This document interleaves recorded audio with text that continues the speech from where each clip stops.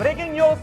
హైదరాబాద్ శివార్లోని గాజుల రామారంలో భూ ప్రకంపనలు తీవ్ర కలకలం రేపుతున్నాయి. ముఖ్యంగా మెట్టకాని గూడెం పరిసర ప్రాంతాల్లో ఒక్కసారిగా భారీ శబ్దం రావడంతో అక్కడ భూమి కంపించింది. ఏం జరుగుతోందో అర్థం కాక స్థానికులు ఇళ్లలో నుంచి బయటకు వచ్చేశారు. భయభ్రాంతులకు గురై ఇళ్లలో నుంచి రోడ్లపైకి పరుగులు తీశారు.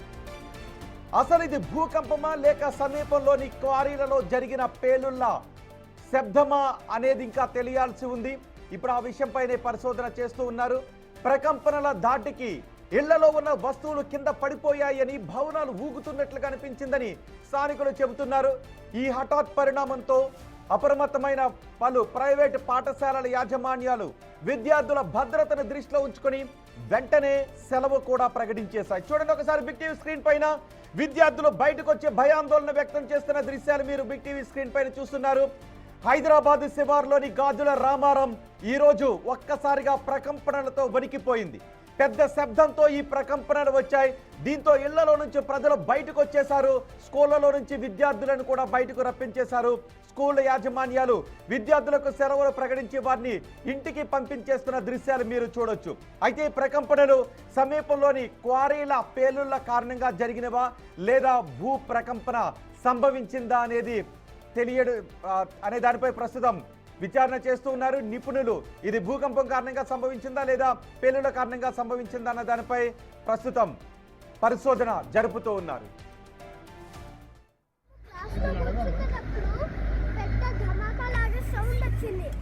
అప్పుడు మేము వేరే ఈ స్కూల్ బిల్డింగ్ లో కూర్చున్నాము.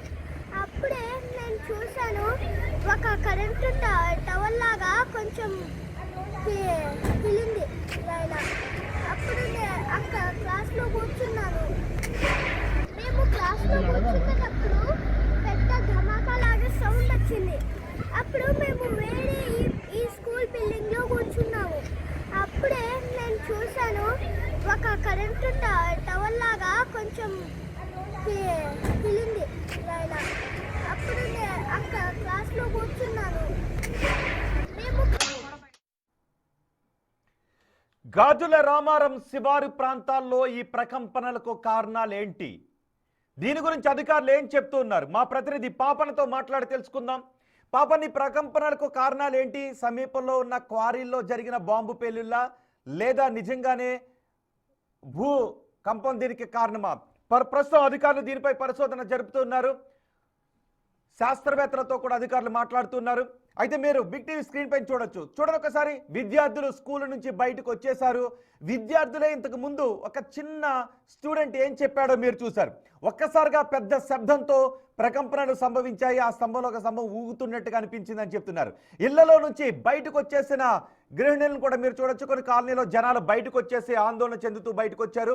ఆ ప్రకంపనలను మేము ఫీల్ అయ్యామని చెప్తున్నారు. భూమి కంపించిందేమో అని భయం వేసిందని చెప్తున్నారు. మా ప్రతినిధి పాపన్న మనకు అందుబాటులో ఉన్నారు. పాపన్న, ప్రకంపనలకు కారణం ఏంటని అధికారులు చెప్తున్నారు? ఎస్ రోహిత్, ఇప్పుడే మనం ఎన్జిఆర్ఐ సైంటిస్టులతో కూడా మాట్లాడడం జరిగింది. అయితే వాళ్ళు చెప్తున్నది ఏంటంటే హైదరాబాద్ ఏదైతే ఉందో హైదరాబాద్ సెస్మిక్ జోన్ 2లో ఉంటుంది కాబట్టి భూకంపాలు వచ్చే అవకాశం చాలా తక్కువ. హైదరాబాద్ కి అది ఎప్పుడో 100 సంవత్సరాలకు ఒక్కసారి వచ్చే అవకాశం ఉంటుంది. కానీ ఈ రోజు ఉదయం 10 గంటల 10 నిమిషాలకు గాజుల రామారం పరిసరాల్లో ఏదైతే భూ ప్రకంపనలు చోటు చేసుకున్నాయో దానికి ప్రధాన కారణం అక్కడ ఉన్న క్వారీసే అన్నట్టు కూడా అక్కడ స్థానికులు చెప్తున్నారు. ఎందుకంటే భూకంపం వచ్చినప్పుడు మనకు రిక్టర్ స్కేల్ ఉంటుంది. దానంతా ఇంటదంటనే అంటే ఒక్క దగ్గర ఏదైతే సెంటర్ పాయింట్ ఉంటుందో సెంటర్ పాయింట్ నుంచి కూడా పూర్తి స్థాయిలో మనకు సుమారు 1-2 కిలోమీటర్ల మేర కూడా దాని ప్రభావం ఉండే అవకాశం ఉంటుంది. కానీ ఈ రోజు గాజుల రామారావు పరిసరాల్లో ఆ శబ్దంతో కూడిన ప్రకంపనలు ఏవైతే వచ్చినాయో అవన్నీ కూడా అక్కడ దగ్గరలో ఉన్న క్వారీస్ ఉన్నాయి. క్వారీస్ లో ప్రతిరోజు ఉదయం పూట కూడా అక్కడున్న ఆ గ్రానైట్స్ ని అవన్నిటిని బ్లాస్ట్ చేసే అవకాశం ఉంటుంది. ఆ బ్లాస్ట్ చేసే క్రమంలో అప్పుడప్పుడు అధిక మొత్తంలో ఉన్న ఆ బ్లాస్ట్ పదార్థాలను కూడా వాడతారు కాబట్టి దాంతో ధృవీకరించారు అధికారులు.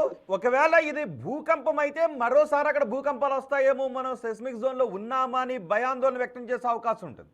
అలా కాదు, ఇది క్వారీల కారణంగా పేలుళ్ల కారణంగా సంభవించింది అయితే ఇంకో ఆందోళన వ్యక్తం చేసే అవకాశం ఉంటుంది. బహుశా పేలుళ్లను ఆపమని, క్వారీ తవ్వకాల గురించి ఆందోళన వ్యక్తం చేసే అవకాశం ఉంటుంది. సో అధికారులు ఏం క్లారిటీ ఇస్తున్నారు? ఒకవేళ ఇవి క్వారీల కారణంగా సంభవించిన ప్రకంపనలే అయితే ఈ రోజు ఆ స్థాయిలో ప్రకంపనలు ఉండటానికి కారణాలు ఏంటి? అక్కడ ఉన్న జనం లేదు అధికారులు ఏమైనా చెప్తున్నారా? ఎస్ రోహిత్, అయితే ఇప్పుడు మన ఉదయం పూట జరిగిన ప్రకంపనలతో అయితే స్థానికులు తీవ్ర స్థాయిలో భయాందోళనకు గురయ్యారు. కానీ అక్కడ అధికారులు క్లారిటీ ఇచ్చే అవకాశం అయితే క్లారిటీ ఇచ్చేందుకు అయితే ప్రయత్నం చేస్తున్నారు. ఎందుకంటే వాళ్ళు అంటే ఈ కేసులు నమోదు చేసుకున్నారు, వాళ్ళు పరిశీలిస్తున్నారు కూడా. అంటే ఇది భూకంపం ఎంతవరకు అవకాశం ఉంది భూకంపం వచ్చేందుకు అన్నట్టు కూడా పరిశీలిస్తున్నారు. కానీ వాళ్ళు చెప్పేది ఏంటంటే ఇది ఎట్టి పరిస్థితుల్లో భూకంపం కాదు, చుట్టుపక్కల ఉన్న క్వారీస్ నుంచి వచ్చిన శబ్దంతో ఇదంతా కూడా ప్రకంపనలు వచ్చినాయి. దాంతో భాగంగానే అటు ఎలక్ట్రిక్ పోల్స్ ఊగడం కానివ్వండి, కొన్ని వెహికల్స్ ఊగడం, ఏవైతే 4-5 అంతస్తుల బిల్డింగ్స్ ఉన్నాయో అవి కూడా ఒక్కసారిగా శబ్దం వచ్చి వైబ్రేట్ అయినట్టు కూడా అక్కడ స్థానికులు చెప్తున్నారు. దాంతో పాటు సైంటిస్టులు కూడా చెప్తున్నారు రోహిత్. అయితే సైంటిస్టులు బలంగా చెప్పేది ఏంటంటే హైదరాబాద్ ప్రాంతం అంతా కూడా సెస్మిక్ జోన్ 2 లో ఉంటుంది కాబట్టి ఇక్కడ భూకంపాలు వచ్చే అవకాశం చాలా కూడా తక్కువ ఉంటుంది. ఎందుకంటే మనం జియోగ్రఫికల్ గా హైదరాబాద్ చూసుకున్నప్పుడు దాని ఏవైతే భూకంపాలు వచ్చే అవకాశాలు చాలా తక్కువ ఉంటాయి. కాబట్టి ఈ రోజు జరిగింది మాత్రం అది ఎట్టి పరిస్థితుల్లో భూకంపం కాదు, కానీ మేము దాని కేసు కూడా తీసుకొని పరిశీలిస్తున్నాం అన్నట్టు చెప్తున్నారు. అట్ సేమ్ టైం అక్కడ చుట్టుపక్కల ఉన్న క్వారీస్ ని కూడా ఎంక్వైరీ చేస్తున్నారు రోహిత్.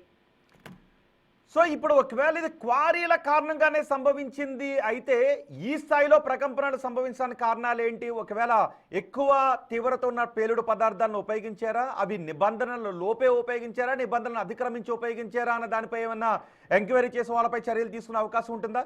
ఇది క్వారీల కారణంగా సంభవించింది అనే వార్తలు వస్తున్న తర్వాత స్థానికుల నుంచి ఏమైనా డిమాండ్లు వస్తున్నాయా?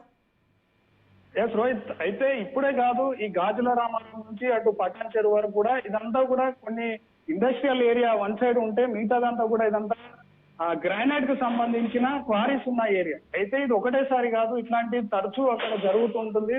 జరిగినప్పుడు కూడా ఇలాంటి పెద్ద శబ్దాలతోటి ఎక్కువగా రాత్రి సమయంలో ఈ శబ్దాలతో కూడిన వైబ్రేషన్స్ ఇళ్లలోకి వస్తాయి. ఇళ్లలో ఉన్న వస్తువులను కూడా కింద పడుతున్నట్టు కూడా స్థానికులు గత కొన్ని రోజులు కూడా ఆందోళన చేస్తున్నారు రోహిత్. అయితే ఈ సందర్భంలో అక్కడ ఎవరైతే క్వారీస్ కి సంబంధించిన కాంట్రాక్టర్లు ఉంటారో వాళ్ళు ఏ పదార్థాలు వాడారు అంటే వాళ్ళందరూ కూడా లైసెన్స్డ్ గా తీసుకొని ఏవైతే లిమిటేషన్స్ ఉంటాయో లిమిటేషన్ కి సంబంధించిన పేలుడు పదార్థాలు వాడాల్సి ఉంటుంది. కానీ ఇంత పెద్ద శబ్దాలు అక్కడ రెసిడెన్షియల్ ఇల్లు ఉన్నప్పుడు ఎలాంటివి వాడాలన్నట్టు కూడా కొన్ని గైడ్ లైన్స్ కు నిబంధనలు ఉల్లంఘించినట్టు కూడా అక్కడ కనిపిస్తుంది రోహిత్.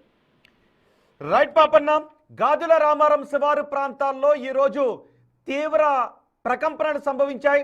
ఒక్కసారిగా కరెంటు స్తంభాలు ఊగిపోయాయి. బహుళ అంతస్తుల భవనాల్లో కూడా పెద్ద ఎత్తున ప్రకంపనలను వాళ్ళు ఫీల్ అయ్యారు. దీంతో భయభ్రాంతులకు గురై ఇళ్లలో నుంచి బయటకు వచ్చేశారు.